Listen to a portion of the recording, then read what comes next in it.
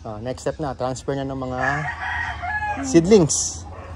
Ano naman ma-advise mo sa mga ano? Actually, baguhan pa lang din tayo sa pagtatanim. No? Ang advice ko lang is, ganito ang gawin nyo sa backyard din nyo.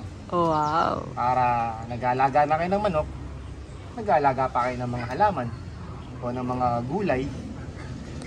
At pag tumubo to, may aanihin tayo. Hindi natin kailangan bumili. Yun ang magandang advice, diba?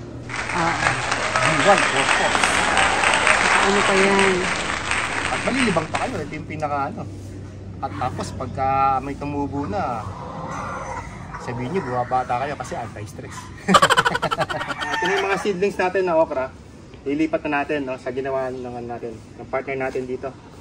Sa container na may mga lupa na at may mga pataba na galing sa manok natin. Yung galing sa poop ng mga manok natin dito. Para hindi tayo bumili ng mga fertilizer. Ito, pwede na to. So, lagyan na natin mga kasamong kagala.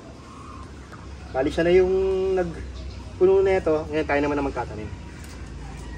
So, ilang peraso yan? No?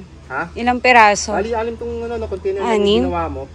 Hindi ba pwede dalawa? Dalawa sa isang ano? Ay, hindi. Bakit? Maganda syempre kung isa-isa lang. Para pag tumubo siya, wala siyang kalaban na sa mga ugat niya, di ba? Ganun?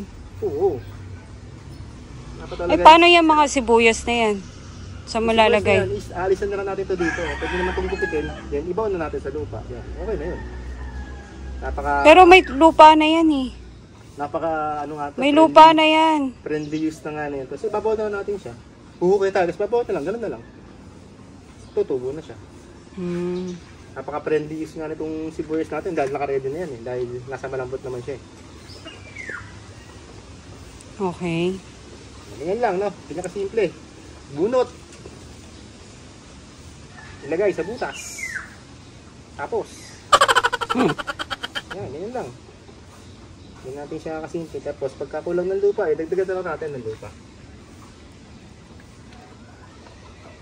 Ito, literal na maglulupa tayo ngayon. Maglulupa. Isa ka ng ano, magtatanim. Hindi, maglulupa lang. Ayan. So, ayan. So, hintayin natin medyo lumaki. Tapos, saka natin ito transfer ngayon dito sa bakanting lote natin.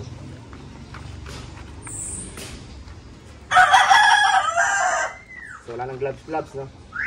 Kaya literal tayo na maglulupa ngayon. Hindi na kailangan ng gloves. Hindi naman tayo maselan. Kumpleto ba siya? O kulang? Pag-dining. Yung ano, lagyanan. Kumpleto na. Para dun sa bell pepper. Kumpleto? Kumpleto. Parang ang dami niyan. Anong madami? Sakto to, ano?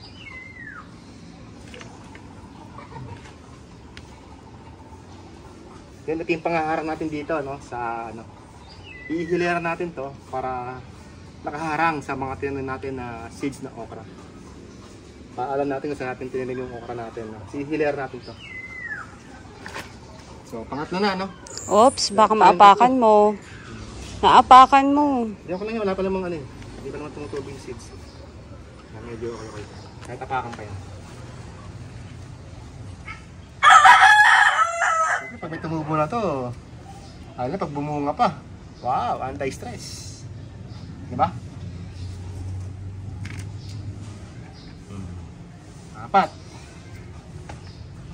Tampan naman natin. Wait lang, masyado kasing puno eh.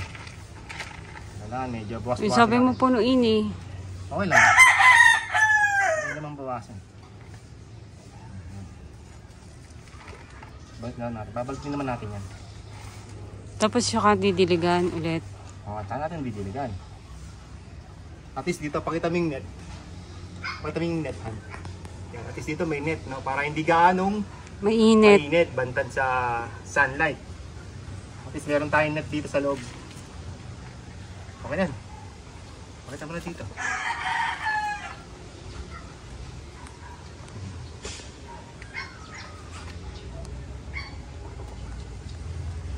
Ito na yung pang-anim natin. Last but not the least. Ika-anim.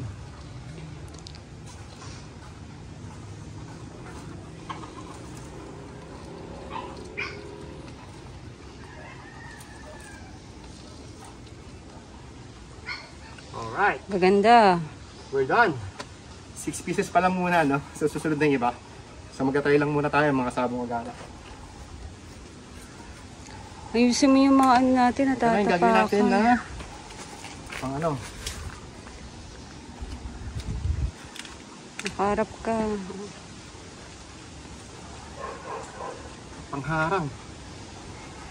Medyo natin ilayo sa manok natin, no? Kasi baka tutukain.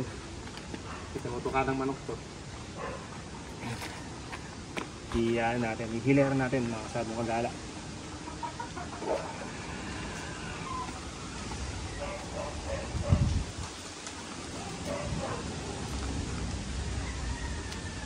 Meron.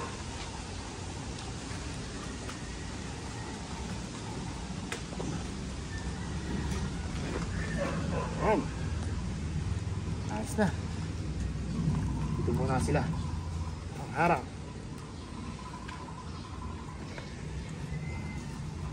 Ngayon naman, ito nahilerat na natin, no, yung mga tanim natin sa container. Ngayon naman, didiligan naman natin to. Isang ganito lang. Kahit dalawa. Yan.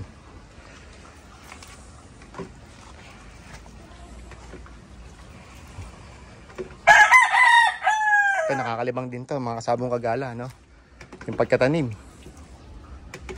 At pampaganda na rin, pampadekorasyon dito sa ating backyard. Yan. So ulitin ko, no? Ang pinandilig natin is yung pinaghugasan ng bigas. Kaya naging pula tong bigas, yung tubig na to dahil sa red rice ang gamit namin na bigas dito sa bahay namin. Hindi, para less calories lang talaga yung bigas natin. Okay. So, hanggang sa muli mga kasabong kagala, no? Hintayin natin sa day 3 kung may progress na ba yung ginawa nating pagkatanim. Hanggang sa muli. So hanggang sa muli, paalam ka na. Abangan, nasusunod. Nakabanata. So abangan natin sa day 3 or day 4 kung may progress na. Kung may tumubo na sa mga seeds natin. Or kung lumaki na yung mga inilipat natin. O kung malalanta ba, sana wag naman. So ganyan lang sa kalaki. So it's day 2. Day 2 kasi yung day 1 is yung tinanim natin yung mga seeds ng okra. Then day 2, inilipat natin yung mga seedlings ng bell pepper. So hanggang sa muli mga sabong kagala. See you on day 3 or day 4. Bye bye, God bless.